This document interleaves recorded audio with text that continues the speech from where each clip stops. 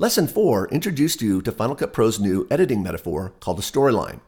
The storyline that we've constructed so far consists mainly of interview clips intercut with footage of a mock Civil War battle.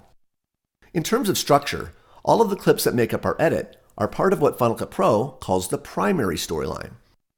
Even these connected clips above and below the spine are considered part of the primary storyline because they are, in fact, connected to it. If your only point of reference is a track-based editing program, this new paradigm will most likely be your biggest mental hurdle because every fiber in your being wants to associate the storyline hierarchy with tracks. But you must resist the temptation to do so. As Yoda said to Luke, you must unlearn what you have learned. And the first thing you must learn in the brave new world of Final Cut Pro 10, there are no tracks. To complicate things further, or simplify them depending on your point of view, Final Cut Pro 10 allows you to create and work with a secondary storyline. A secondary storyline is like a secondary editing lane for adding and manipulating video or audio material.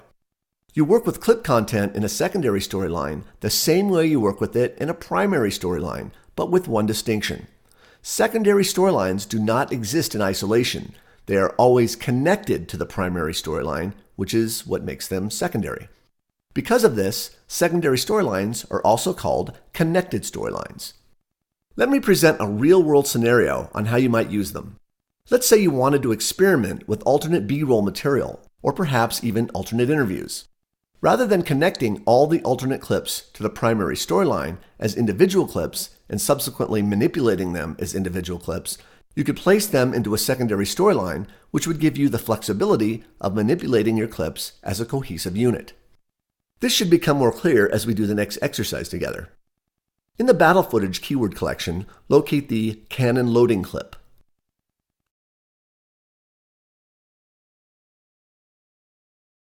Skim about halfway into the clip where the artillery soldier is preparing the cannon for firing. Set the start of your selection range just before he rams the charge into the barrel, and end the range as he removes the rammer from the barrel. From the Edit Mode pop-up, choose All, or press Option 1. Then in the timeline, move your playhead roughly halfway over the second Dave interview clip. Press Q to connect the cannon loading clip to the primary storyline at the playhead position. If you look at the timeline, we now have two separate connected clips as indicated by their connection lines extending downward from the head of each clip.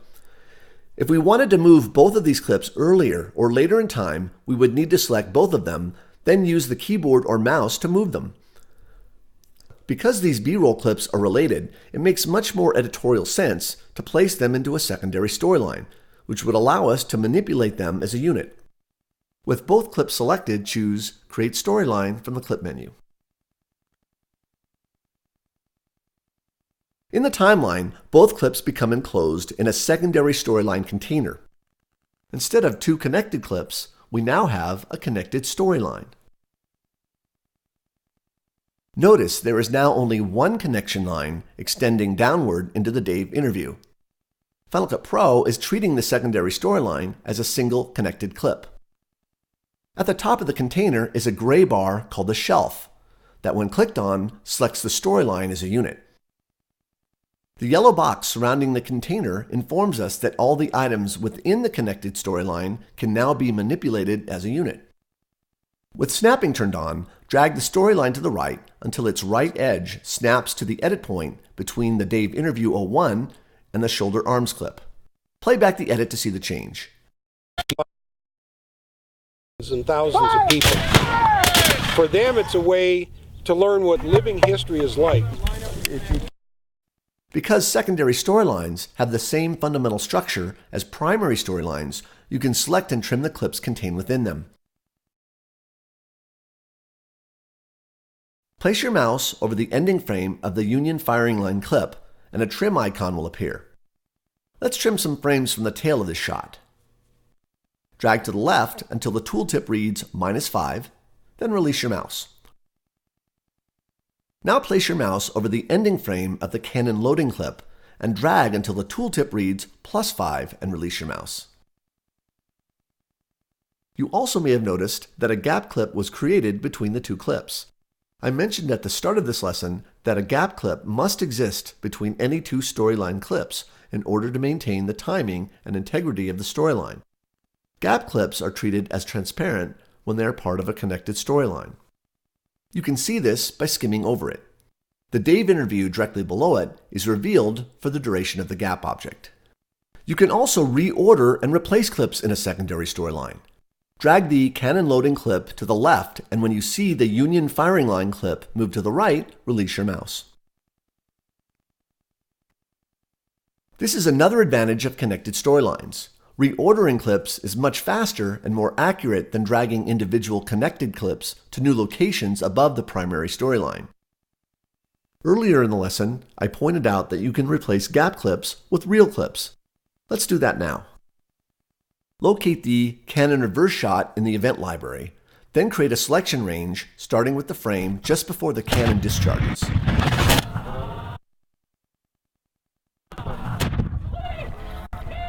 Press the / key to play the selection.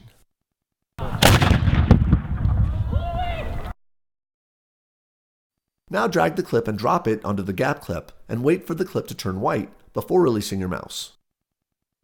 Choose Replace from Start from the menu. Play the secondary storyline back to see how it works. People. For them, it's a way to learn what living history is like. If you care about. Remember, you can delete a clip from a storyline in one of two ways, as either an extract or a lift edit. Select the Union firing line clip and press Delete on your keyboard. The clip is extracted and the connected storyline container adjusts its size to fit the remaining two clips. Undo that last step. Select the clip again, and this time press Shift-Delete. The clip is lifted and a gap object replaces it to maintain the duration of the connected storyline. Undo that step to return the storyline to a 3-shot secondary storyline. When working with connected storylines, there's one limitation in its implementation you should be aware of. Final Cut Pro does not allow you to include separate audio clips in a secondary storyline. This could potentially create a problem for you if you've previously aligned a connected audio clip with another connected video clip. In a previous lesson, we synchronized this sound effect with a Union firing line clip, but the video has since been moved due to our recent clip manipulations. As a result, this connected sound effect appears to have been orphaned. I say appears to be because if we look at this issue from a 30,000-foot view, clips are always connected to the primary storyline and never connected to secondary storylines. So the fact that the sound effect did not move was by design. But knowing this doesn't help our problem. The fact is, the sound effect now comes in much earlier than the video it was initially synced with. A new feature in Final Cut Pro, called a compound clip, will help us rectify the situation.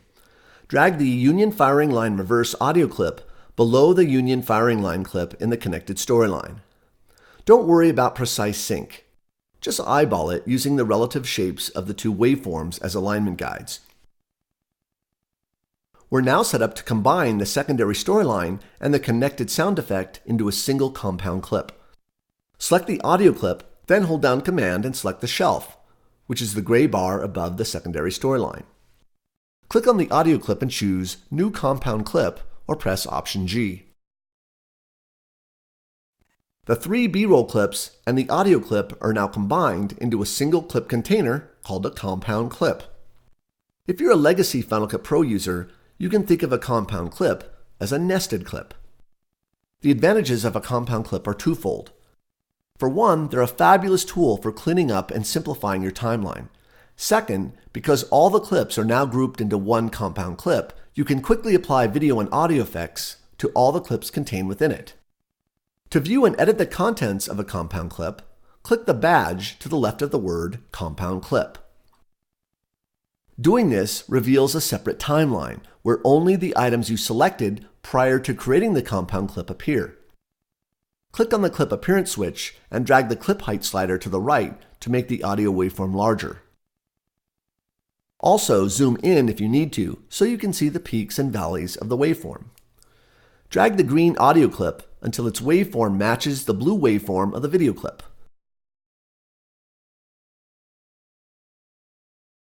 Play the clips back until you're happy with the placement of the sound effect.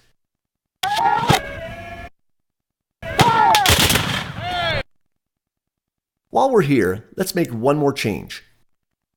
I'm not sure this last shot of the cannon firing is working.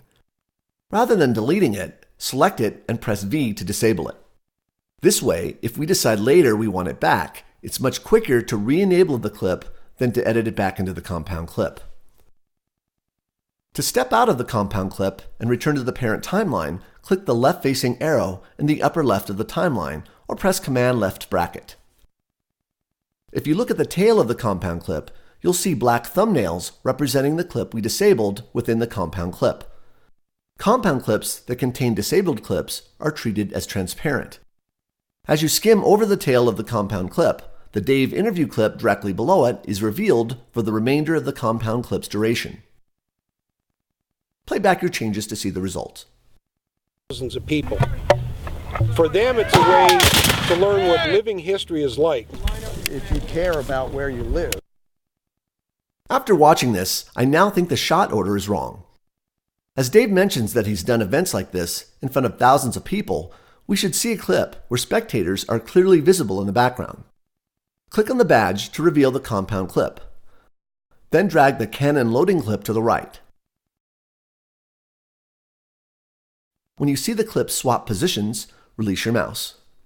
Because the sound effect was connected to the Union firing line clip, it moves with it.